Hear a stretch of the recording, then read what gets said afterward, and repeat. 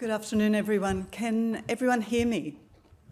Well, I'm getting nods. Well, that was an extraordinary introduction, and I must say that the feelings are mutual. I've worked with Steve and basically been friends with Steve since 2009, and they really pulled us out of a hole in 2009, and I really compliment anyone that's actually working with Steve and Wholesale Investor, because this is just an extraordinary group that Steve has built and continues to build, and it is my absolute pleasure to be involved. And now, enough of that. Let's actually move into let's take a walk in the rainforest. So this afternoon, I'm talking to you about one of our extraordinary resources in Australia, and really what can be achieved by actually seeing what we have here. Now, the title of my presentation is The Power of Biodiscovery, Unlocking the Potential of Natural Resources. So biodiscovery, what is biodiscovery? Biodiscovery is the discovery of medicines from nature. They're molecules, they're often called natural products. That's not complementary medicine, they're actually compounds or molecules. And really, the pharmaceutical industry was the basis of the pharmaceutical industry. You can see some of our major medicines up there on the screen: penicillin, morphine, vincristine, which is an important anti-cancer drug, Taxol, another anti-cancer drug from the bark of the yew tree, estrogen from yams. We've got quinine from very early malaria treatment from the chinchilla, and of course it all started with aspirin. Aspirin, or the salicylates, were isolated from the bark of the willow tree. What became Bayer synthesised that, and that was the beginning of the pharmaceutical industry. So great basis, small molecules, natural products. So small molecules, they're easier to manufacture and often highly stable. Lower cost of goods, good profit margins. The PBS it's absolutely favourable. So great basis for medicines. 45% all currently available medicines on the market they either have a basis in biodiscovery, or they're directly from biodiscovery. But of course there's a but. So very poor success rate. Now, what do I mean by that? Biodiscovery is, scientists go out into the natural environment and they collect natural material, plant material, marine organisms, etc., and then they run them through a bank of screens, hoping to come up with molecules that have biological activity or potential for medicine. So when you're talking about biodiscovery, again, beginning of the pharmaceutical industry, but we have moved away from this approach and we've moved into biologics.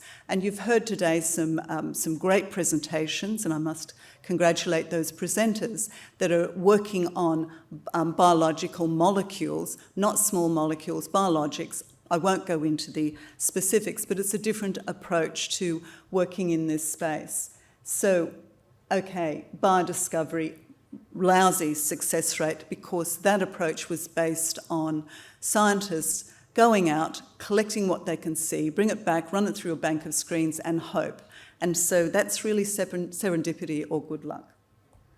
So biologics really are currently the approach to date in the pharmaceutical industry. So why go back to nature?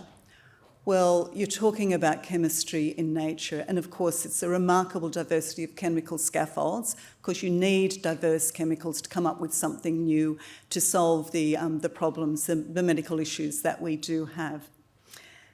Proven compatibility in a biological system. These compounds are actually made in a biological system, a very complex system such as mammals, such as us, and so they're actually made to survive the rigours of a biological system.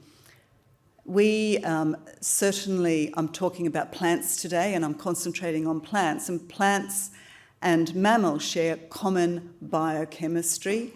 I think we're about 75% have similar genes, so that's a good basis. And most of the chemical pathways that we basically have as mammals can be found in plants. And I've got an example up there of serotonin. I think most people in the room would understand or have heard of serotonin, and that's to do with mood, and that's basically the compound that helps us to go to sleep. While in plants, serotonin is to do with growth and reproduction. So it's a similar compound found in plants but doing something different. And small molecules certainly are important regulators of the biochemical pathways that we have, and you've got some examples there. So, okay, that's a good idea, and this woman's going on about small molecules, and we've just heard that very poor success rate. So why work back in this area? And the thing to do here, and what we've done in QBiotics, which was what Steve was talking about, this company that I was one of the founders of, we actually looked at that and thought, right, it was a great starting point for the pharmaceutical industry. There's certainly innovation out there, and so what can we do here? And of course, put your brain around it. Really use a knowledge-based approach to go out and find these new molecules, which is basically what we did. I stand here nearly 25 years after having a great idea standing in the tropical rainforest. I was a former CSIRO research scientist, and I was working on plant defence mechanisms of the tropical rainforest. And the idea was, right, okay, there's some great potential out there. And so myself and the other founder, we really understood how the natural environment worked, and we understood the ecosystem. So we thought, well, okay, if we understand the ecosystem, and really nature runs on chemicals. Plants produce chemicals to repel, to attract, to get at their nutrients. So we understand that. So let's look at using that in the discovery of novel biologically active compounds. So we combined plant ecological attributes. You can see that they're basically how plants survive in the environment and what they need to produce to get on with the job, and combined that with how they actually interact with animals. And that's to do with dispersal of their spores, their seeds, pollination, herbivory. Herbivory is basically don't eat me with mammals. And we put together targeting strategies for plant material that we felt would have biological activity, and our success rate, rather than 0.1%, it was 90 out of 100. So out of every 100 collections that we had, 90 of them had the specific biological activity that we were looking for. So nature's a great place to look for these small molecules. We worked out a way of really getting to them, and of course the best place to do biodiscovery is our extraordinary Australian tropical rainforests. We have the oldest rainforest on Earth, and it is a mega diverse rainforest, long ecological evolutionary history with that plant-animal interaction. And so really plants have actually been solving problems that we can actually access. They've been solving problems for more than 120 million years. It's really a lab that's pumping away for about 120 million years. We can actually access those plants to solve our medical problems. Well, that was, the approach that we took in QBiotics. It's very highly diverse. There's more tree species in 1 hectare of the Daintree rainforest than the whole of North America or Europe. It's just extraordinary what we have here. Of course, we only have a tiny amount of rainforest left. It's this ribbon of green down the east coast. We've got about 1 million hectares. But in that 1 million hectares, we have 13 of the 15 environmental types. And it's not quantity. Of course, the Amazon rainforest is extraordinary and huge, but it's not quantity, it's quality that you need to access for biodiscovery. Of course, Australia is the the only country in the world with a rainforest that actually fully supports biodiscovery. We have the legal and political infrastructure in Australia to support what we do. And what we have done in QBiotics is, let's just go back to drug development. It is a long and expensive business, and it's all based on intellectual property. If you can't protect and own your intellectual property, you actually don't have anything. So what we did when we first started the company, we actually worked with the Queensland government on a formal access and benefit sharing agreement, and we negotiated that with the Queensland government, also with private landowners as well, and that is aligned with the UN Convention of Biological Diversity and the Nagoya Protocol. In other words, it's actually giving benefit to the landowner, while we actually have benefit in being able to access the material that we need to access, and also demonstrate that we have that ownership. So plants are absolutely extraordinary. When they're solving a problem, they don't just produce one solution. They produce variations on a theme, because things like bacteria, fungi, and insects and mammals, they actually can work their way around those single point solutions. And so they don't just produce one compound, they produce a variety of compounds. And the example I'm giving here is one of our programs in QBiotics, which is working on solving the problem of solid tumours. And what you can see here is we isolated hundreds of analogues from the source plant that we were using, which is for our anti-cancer drug tigilanoltiglate. It used to be called EBC46. And so we isolated analogues. We also semi-synthesized them. And what that allowed us to do is to really look at what is the part in these compounds that really are the active parts, and allowed us to do a very strong selection of really what is the best molecule to be moving forward, and giving us an understanding of which of these bits were the active bits. So plants are really quite extraordinary. So I spoke about a high biodiscovery success rate. Of course, that's just the beginning. From discovery through to the market is a very long journey. It takes hundreds of millions of dollars.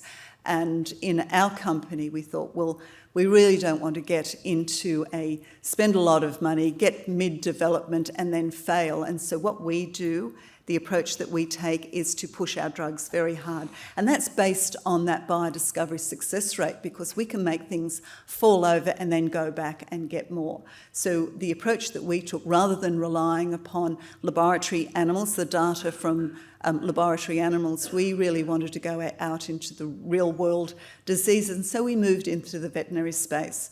And that allows us to push hard, understand our drugs, understand the efficacy, the safety, and really underpin what our move into human clinical, which really that's the start of the high expense, and you really don't want to be moving your drugs into that space unless they have a significant chance of it getting through to the end. So we moved into the veterinary space.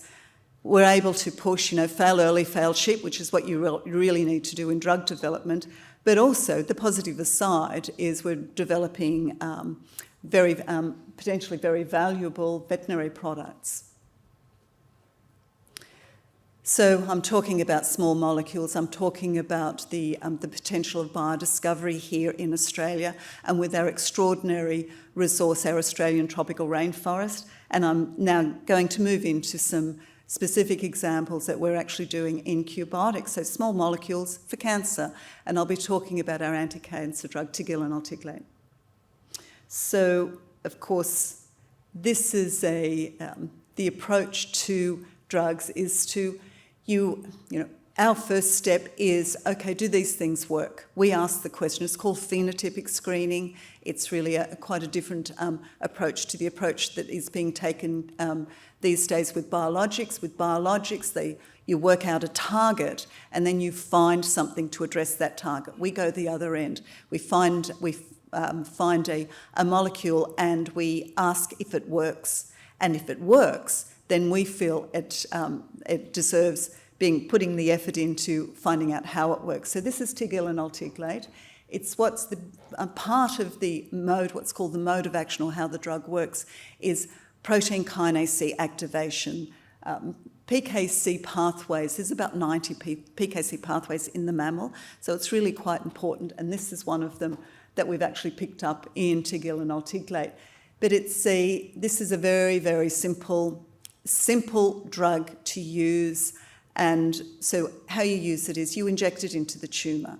Within a short space of time, it recruits the localised immune response. It's a localised inflammatory response. We have white blood cells called neutrophils and macrophages being recruited to the site.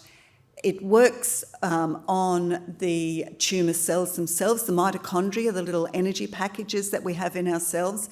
They start to swell and break down, the tumour cell membranes start to break down, but the main activity of our drug is on the tumour vasculature. It makes the tumour vasculature become leaky and there's this whole mass of tumour breaking down, and this happens very, very quickly. Within 5 to and out to 14 days, you're seeing destruction of the tumour. But that's not the end of the story with this drug, because it also has an immunological response. You've been hearing today about immunological responses from the biologics. Well, this is a small molecule with immunological response. What it does is it stimulates what's called immunogenic cell death. In other words, it's telling the tumours to die in a particular way, which then releases these things called DAMPs, they're danger signals. They go out to the body. Natural killer cells are then trained. You heard about natural killer cells earlier on. So they're trained, they go off and they train the T cells. Then the T cells are trained to go out into the body and find the type of cancer that we actually broke down when we injected into the tumour. So what we're seeing with this drug is very rapid local breakdown of the tumour. And by the way, it doesn't just destroy the tumour, it heals the site as well. And then an immunological response, and it goes out. It's called an abscopal effect, and it's going out and destroying tumours elsewhere in the body. Yes, back to dogs. Yes, we actually have some great results in dogs. This is the registration study in the US that we ran for our veterinary drug. And of course, this is information that feeds into the human clinical. If you're not familiar with a waterfall plot, this is a wow of a waterfall plot. The bottom bit is the good stuff. That's basically saying all of those full blue lines are saying those tumours were 100% destroyed. And and that was with a single injection. It was a fully blinded and controlled study. So with a single injection, we had 75% of the tumours destroyed. With a second injection, we had 88%, and that was what's called a durable response. 12 months later, 89% of those tumours had stayed away, and this is what it looks like. Now let's see if I can get the pointer. Look at that, that's very clever. This is a mast cell tumour on the leg of a dog. We injected the tumour. 1 day later, 24 hours later, you see the blood vessels breaking down. 7 days, you see the tumour was fully destroyed. Now, this was quite a deep tumour, a subcutaneous tumour, so that was nice and deep here. 28 days, site completely healed. So with this drug, it's with the tumours that it is injected into. It's the full package, destroys the tumour and also heals the site. Nice potential for the human space. Of course, that was mast cell tumours in dogs. This is a drug that is active against a range of different solid tumour types. Up here we have a soft tissue sarcoma on the leg of this poodle. Day 3. Day 6, the remnant of the tumour fell out and the dog ate it, and the dog was absolutely fine. Nice toxic test there. And 45 days later, you can see it's healing up, a little bit of hair to grow back. Oral melanoma, this poor puppy, there was really nothing that we could do for this puppy. And these are single injections and nothing else. There's no antibiotics, there's no coverage, etc. And you can just see out to 45 days breaking down nicely, and a bit of hair to grow back at day 60. And of course, this is Ruben's brother's dog. He came in looking pretty poor. I was at this treatment. He had as you can see, a myxosarcoma, and it was filling his sinus area. We managed to get 1 milligram up the tip of the nose into this tumour. 15 weeks later, and this was a CT scan across the muzzle, not only is the tumour gone, but the sensitive turbinates are not damaged at all. This is really a seek and destroy, and this is a happy puppy. So, and of course, this is that veterinary drug. As I said, our main game in the company is developing human pharmaceuticals, but an offshoot. And of course, we're not an academic group, we are a business, and so bringing in early revenue is very important. And we've actually commercialised the Tigilin altigulate as a veterinary product, and its brand name Stelfonta, and it's registered in all of these main markets. And we've partnered with Virbac, the big animal health company, for marketing and distribution. So a quick look at what we did in the human space. Of course, this is melanoma, a single injection into these 3 tumours. This one wasn't injected. 30 minutes later, you can see this tumour breaking down out to 3 days. Day 7, this is basically healing up. This needs to go. Day 35, a complete response. And this was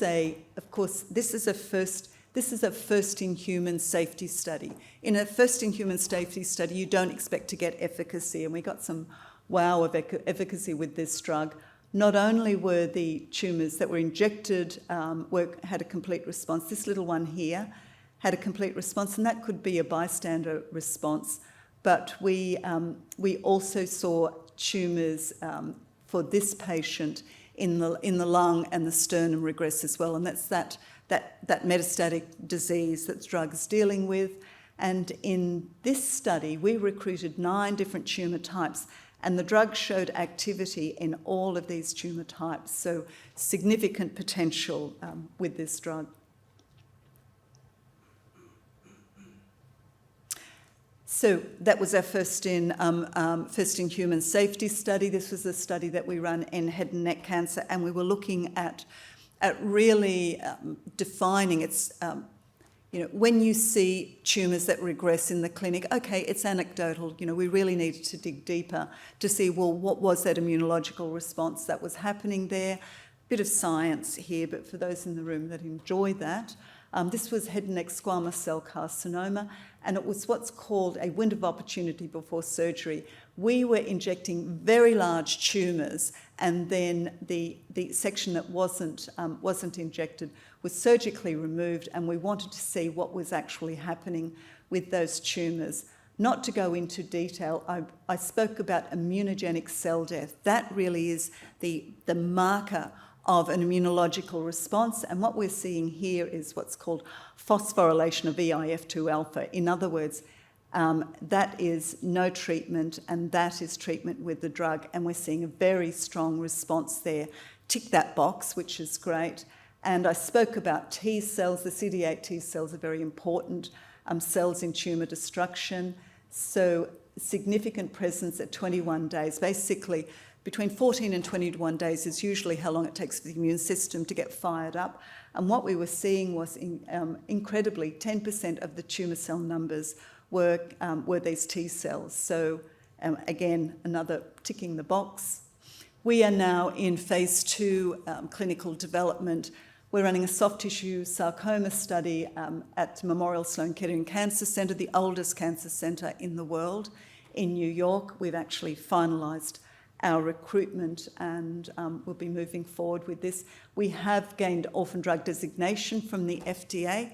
What does that mean? Soft tissue sarcoma is designated a rare disease. So there is it's less than, I think it's less than 200,000 patients per annum in the US, and so the FDA really do a bit of a fast track in those for those designations, because there's not the answer for these poor patients, and so they push things along. In other words, what that means is potentially we won't need to do a big phase 3 study, but we can do a phase 2. In the development of a human pharmaceutical, you've got a phase 1 or a phase 1/2, which is you actually go into patients, not just healthy people, so a phase 1. A phase 2 where you really look at the efficacy, and a phase 3 is that much bigger, broader, very expensive study where you finalise it. But with an orphan drug, you usually don't need to do phase 3. We also have a phase 2 running in head and neck cancer at all of these significant sites. We are now playing with key opinion leaders globally. They're very interested in the drug, and we're now over at Gustave Roussy Cancer Institute in Paris, one of the biggest cancer institute in Europe, and we're furthering the research on what we're doing with the drug because there's a lot of interest happening there. So again, back to biodiscovery and back to the potential that actually exists in that space and in the natural environment. You know, this anti-cancer drug that I'm talking about really is very impressive. It really has a clear registration path, and now I'm actually talking about, you know, the investment in this drug and the wonderful investors and the very loyal shareholders that we have in the company. So it's sound monotherapy populations. You can combine those in the room who sort of know a bit about the space. You know, the immune checkpoint inhibitor drugs, Merck's drug Keytruda, they've been running studies to try to combine other drugs with their drugs too, because they can have quite a toxic load on the body. Reduce the toxic load, increase the efficacy. It's the same with these other areas. And a great drug, broad indication, and of course, significant potential, market potential. Only a few more slides to go. So small molecules, we're also working in wound healing, and our compound is called EBC-1013. It's a semi-synthetic. It's basically, it's come from the pool of compounds that I showed you. They're epoxyticlianes. Of course, let's have a look at wound healing. So wound healing, you know, the causes of serious wounds are, of course, we're looking at, you know, the medieval area, which is, you know, we're stabbing and we're shooting out, you know, people being stabbed and shot, and we're still basically not so much stabbing each other, but, you know, there are wounds, we have wounds. But unfortunately, the first-line solutions really hasn't moved on too much from the medieval stage. There is surgical debridement, in other words, scraping of the wound. We're bandaging, and woohoo, look here, we're back with medical maggots, and yes, that is quite real, and there are companies that are actually looking at maggots to solve the problem of wounds. So really, we do need a solution. EBC-1013, our compound that we're working with, is multimodal activity. Basically, what this compound does is it has an antimicrobial activity. You need to deal with the bugs in a wound. It infills the wound, and the compounds that proteolytic infill of the wound is fibroblasts. You may have heard of fibroblasts, but if they come in without being controlled, they're the ones that form the scars. So our drug stimulates infill without scarring, and also stimulates closing of the wound. It is active against chronic and acute wounds and burns. We are a couple of months away of entering into our first in-human clinical trial. It will be in patients with venous leg ulcers, and this is there's not much competition at all, as you can see, in this market, and so again, another extremely valuable product. And just some examples from the veterinary space. What we have here is this is an acute wound. This dog had a big tumour that the vets actually removed surgically, and they could not close this with a flap. That's bone that you see there. We applied EBC 1013. It's actually a gel, it's a topical application. We applied it 3 times, 7 days apart, and this dog had nothing else. No antibiotics cover. The wound wasn't covered at all. Look at day 19, this beautiful epithelialization, this beautiful infill, out to day 63, nearly gone. Day 78, not only is there no scarring, but the pigmentation is coming back the right colour. Another example here is the burn. This poor puppy had this huge burn on the back of his back. We saw the dog 8 days post the burn, and this dog would have been in for big problems with scarring, with infections, etc. Applied the gels 3 times, 7 days apart, nothing else. Day 14, day 38, day 73, a little bit of hair to grow back, and the hair has grown back the right colour. We've been working with the we actually have collaborations with major institutes throughout the world and here in Australia, of course, but we've been working with the Cardiff Institute of Tissue Engineering and Repair to actually understand how this drug works, and what the researchers are starting to think is it's not just wound healing, but it's regeneration of the site. Again, Biodiscovery, an extraordinary small molecule that's doing wonderful things. And just to finish off, the next program that we actually have in the company is we're looking at antibiotics and small molecules from nature, biodiscovery, from antibiotics. And so there's a quote that I have here: "Stop referring to a coming post-antibiotic era. It's already here." And that's Dr. Redfield, from the director of the US Centre for Disease Control. Everyone in the room is very well aware of resistant bacteria, and if you look over here, 16 bacteria now on the drug-resistant list. We've actually gone back to the Dark Ages, and so this is the problem. 5 million deaths annual, the World Health Organization. The usual approach to antibiotics is to kill the bug, and so it's really kill the bacteria through a limited number of targets, and there's widespread use, as we know, is resulting in resistance, and I won't go into the details there. But the approach that plants take, and we, of course, learn from plants, which is plants in warm, wet areas. Bugs love this. My PhD is in microbiology, so really perfect for bugs. So don't kill the bacteria. Target virulence factors that underline pathogenicity. In other words, what you really need to do is to work on the bacteria so that it actually can't be a pathogenic. Don't kill it, just stop it from being pathogenic, and it basically dies by natural attrition. And that's what's called working in quorum sensing and working on the biofilms.